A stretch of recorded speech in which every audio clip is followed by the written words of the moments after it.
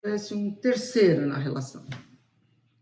Terceiro na relação? Dá para explicar o que é um terceiro na relação? Olá, pessoal.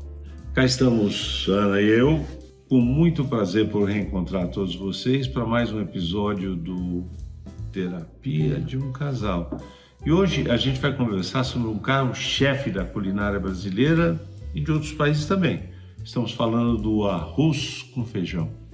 É muito difícil mesmo, né? Encontrar alguém que não goste de arroz e feijão. A gente tem que reconhecer que é uma das coisas mais básicas da nossa cozinha, né? Da nossa culinária, porque essa dupla está quase sempre presente nas nossas mesas, né? Bom, de qualquer maneira, a gente não deve confundir uma coisa que é básica com uma coisa que é simples. Básico é aquilo que está na base, que de certa maneira sustenta aquilo que vem em cima. Já simples é alguma coisa fácil de fazer, de interpretar, não precisa de sofisticação, e aqui entre nós, arroz e feijão pode ser muito sofisticado, você não acha? Acho sim. E eu adoro o arroz com feijão, mas o meu é o arroz e aí eu coloco o caldinho do feijão em cima, porque eu não gosto muito dos baguinhos, sou meio chatinha para comer, né? Então, mas cada um tem um gosto, né? Bom, não tem dúvida. Mas assim, você pode dizer como é que surgiu essa combinação, de onde que vem? Posso, vou tentar aqui explicar mais um pouco, porque essa história é controversa. A hipótese mais aceita é que o arroz, que é de origem oriental, teria sido trazido pelos portugueses quando aqui chegaram. Mas outros dizem que não, que o Brasil já tinha esse cereal e que ele foi o primeiro país aqui no continente americano a ter o arroz aqui plantado. E quem fazia isso eram os tupis. E eles chamavam o arroz de milho d'água.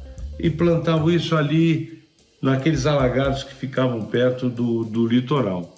E você sabe o que eu li também? Que o feijão já era consumido pelos índios nativos. Não é só hoje, então. Então, uma outra versão é que esse nosso arroz e feijão era a união do arroz com a feijoada. Tá. Aí, no caso, a feijoada tinha origem africana ou portuguesa, né? Mas o que não falta é a história sobre esse arroz e feijão, né? Mas a feijoada, nós estamos falando do feijão preto. É verdade. E hoje o que a gente consome mais é aquele feijão do tipo carioquinha, que a gente chama. Sem dúvida. Aliás, falando em carioquinha, não tem quem não tenha ouvido a seguinte pergunta, né? Não sei por que esse feijão chama carioquinha, se lá no Rio de Janeiro o que se consome mais é o feijão preto e não a carioquinha. É verdade, mas você sabe qual é o feijão carioquinha, né? Aquele, bom, você claro que sabe, né? Claro. É você, sabe?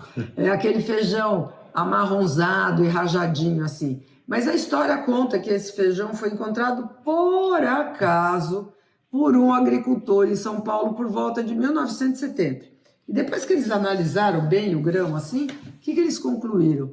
Que esse feijão tinha uma ótima produtividade, praticamente o dobro dos outros. Legal. E assim, o melhor de tudo, era muito resistente às doenças, às pragas, então foi muito bom. Então, por isso é que temos no Brasil inteiro, a maior parte é feijão carioquinha, mas você ainda não explicou por que diabos ele chama carioca, se não é do Rio. É muito engraçado, sabe? Porque é pelo porco. Porco? Por conta de um porco. Então, aqui tinha uma raça de um porco que tinha umas listras assim na pele, pelo dele em cima, e que era de duas cores, né? Então, e era meio parecido com esse feijão. E aí o feijão lembrava essa manchinha aí do porco. E aí foi homenagem a esse porco caipira, que chamava carioca. E aí o feijão ficou carioca. Ficou carioca. Bom, senhores, é uma maravilha. A Ana é cultura, é história culinária, ela está passando a perna em mim fácil. Mas o que nos interessa é que essa união do arroz com feijão, seja o carioquinha ou o preto, é indispensável aqui no Brasil. Mas não é só aqui, não. O arroz com feijão está presente em muitos outros países, nas mais variadas receitas. E é importante destacar que essa combinação ela tem uma combinação nutricional maravilhosa, porque tem a proteína vegetal do feijão e mais o carboidrato, que é o do arroz. E como o que a gente precisa dos nossos músculos? proteína, incluindo a vegetal, e para fazer esses músculos funcionar para a nossa vida, ser agitada, é gostoso, andar, passear, fazer exercício, precisamos do carboidrato. Então, arroz com feijão é um sucesso de público e crítica. Ah, então, mas é por conta disso que esse arroz e feijão está sempre presente para aqueles que são vegetarianos ou até mesmo para os veganos, né? Porque como eles têm essa proteína, eles precisam muito, né? Eles não usam a proteína animal, então... Eu diria que agrada a gregos e troianos. Ou gregos e goianos. Também goianos, também serve. E goiano também serve. Bom, a conversa tá boa, mas assim como a gente misturou aqui arroz com feijão, nós sempre misturamos culinária e relacionamentos. Bom, e eu estou com uma pergunta aqui que não quer calar. Qual? Pode fazer. Bom, imagine que quando você está atendendo algum casal e pergunta, me conta um pouco do relacionamento de vocês, e um deles, de bate-pronto, responde, nosso relacionamento vai indo, é um arroz com feijão. Qual a tua primeira impressão? Bom, a gente não pode falar muito de primeira impressão e ficar fixado nisso, né? Porque não dá para saber o que significa sem que a gente saiba perceba, né, como é que esse relacionamento funciona. Então, a gente precisa de muito mais informações para entender, principalmente, quando eles falam que funciona como arroz e feijão, do que eles estão pensando? Se eles estão pensando numa comidinha gostosa ou numa rotina sem muita emoção? Uma coisa é bom. Então, você não pode julgar, né? É lógico, é verdade.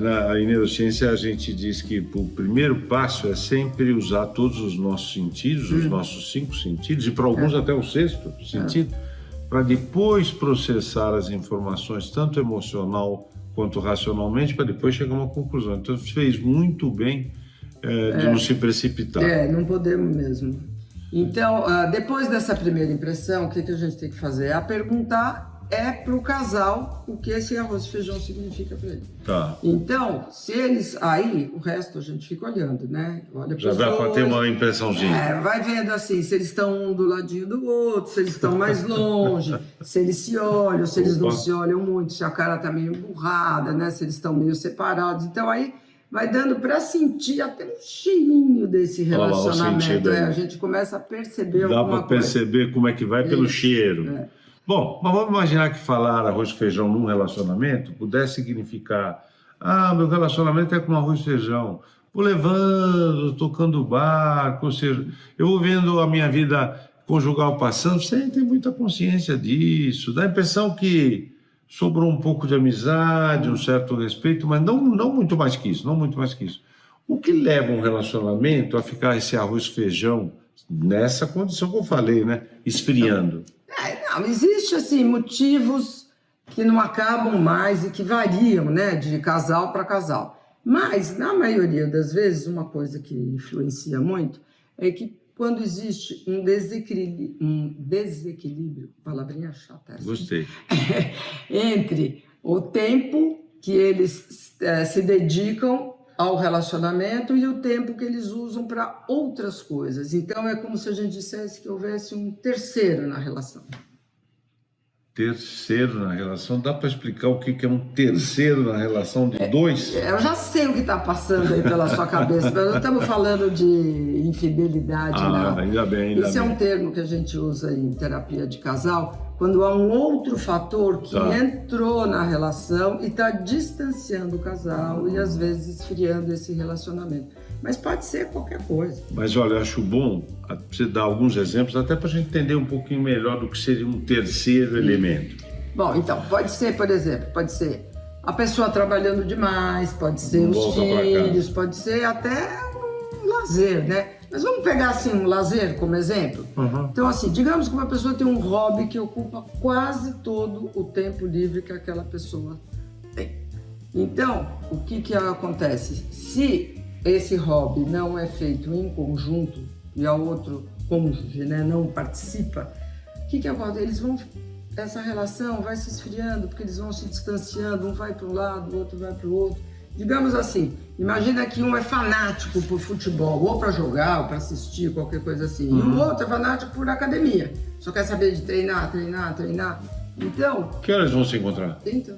Nunca. E o outro não gosta, o pior ainda, né? Se o outro não gosta, aí é que fica... O relacionamento vai ficar esquisito. Pior ainda se o hobby de um não é tolerado pelo outro, né? Por exemplo, tem gente que adora esporte náutico, mas o parceiro tem medo d'água, não sabe nadar. Imagina, um gosta de música sertaneja e o outro só curte música clássica. Olha só. Vai ser, bom... Desespero, né? Bom, vai ser desesperador. Vai ser difícil, eles vão ficar um para cada lado. Mas eu queria fazer uma outra pergunta agora que entra aí.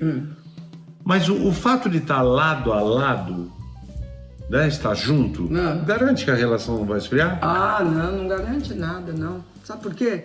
Porque vai depender da qualidade desse tempo que eles estão juntos. Né? Então, às vezes, mesmo lado a lado, o casal tem mais assunto, não se interessa pelo que o outro fala, o que ele faz, o que ele gosta, não tá nem aí. Então, por exemplo, uma coisa super atual é a gente falar hoje da tecnologia, né? Que aí ela pode e tem atrapalhado muitos relacionamentos ao invés de facilitar essa conexão. Todos nós concordamos, não. O celular, em especial, nessa hora é um concorrente daqueles de primeira linha. É um terceiro na relação. É um terceiro na relação. Ele usa de todos os recursos que tem a tecnologia para acabar roubando um pouco da nossa atenção, acaba distraindo um e às vezes os dois, até a família inteira, né? Então, de repente todo mundo olhando o celular. Quem já não viu, né? Que vai, assim, às vezes num restaurante, vê um casal que saiu para jantar e tal, aí ficou na frente do outro. Aí ao invés deles ficarem batendo papo, conversando ali, se conectando, não, fica ali só no celular. E aí, de repente, um olha para o outro e fala assim, vamos tirar uma selfie? E aí, fazer assim, e aí, tuita, manda para todos os amigos, para todo mundo, fotografa o prato, fotografa tudo, como se estivessem felicíssimos, e aquela foi uma noitada. Como se estivessem super conectados, mas não estavam nada, estavam conectados só na internet. Imagina. Bom, claro que seria melhor que estivesse ligado entre eles e não apenas naquele segundo que estavam tirando aquela selfie, né? Bom. Mas por aí vocês veem, né? Mesmo estando juntos socialmente, a indiferença e essa desconexão pode aumentando a chance desse relacionamento acabar esfriando, né? O mais curioso é que às vezes um fala para o outro assim, você não me dá atenção, a gente quase que não sai junto. Fala, como que não sai junto? Nós não saímos ontem para jantar. Fomos jantar? Nós fomos jantar. Como foram jantar?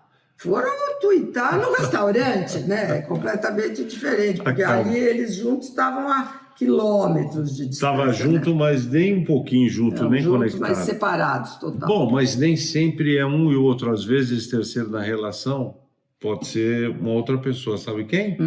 Os filhos. Ah, claro. E quando os filhos acabam por ocupar esse papel central e tão grande, pode não sobrar espaço para os pais? Ah, sim, porque...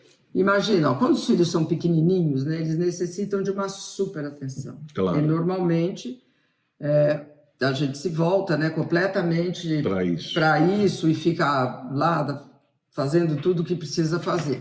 Quem tem filho sabe a atenção que eles exigem, né? Mas isso pode acontecer até às vezes com filhos mais velhos, com filhos adultos, com filhos casados, porque depois que já não está mais precisando disso. Então, assim, mesmo que os parceiros tenham a mesma preocupação, o mesmo foco com relação aos filhos, eles precisam tomar muito cuidado para que isso não desfoque completamente da relação deles enquanto casal, entendeu? Porque todo filho merece atenção, lógico. Mas quando o exagero é demais, isso pode acabar prejudicando a relação daquele casal. E o filho também. Com certeza. Que não vai amadurecer. Né? Bom, além de tudo, um casal bem unido, que tem um relacionamento legal, ele é uma referência para o filho, né? Ele vira um vínculo seguro. O filho, cada vez que tem, a filha, cada vez que tem alguma coisa para falar, sempre sabe que deve perguntar primeiro para os pais. E isso vai fazendo com que eles não só se criem, mas com se desenvolvam cada vez mais, com mais maturidade. Claro, então, e o casal é bem importante, né? Que eles mantenham, assim, um clima amoroso, de respeito, de consideração, para que haja harmonia no casal, né? Então, por isso, acho que eu já vou até falar para você que você podia bolar aí alguma frase romântica, inspiradora, para a gente encerrar esse episódio. Deixa comigo. Eu acho que podia ser assim uma coisa, tem que ter arroz e feijão. Claro, começamos com arroz e feijão, vamos terminar com arroz e feijão. Bom, o arroz está para o feijão, assim como o namoro para a relação. Os dois esquentam o nosso coração.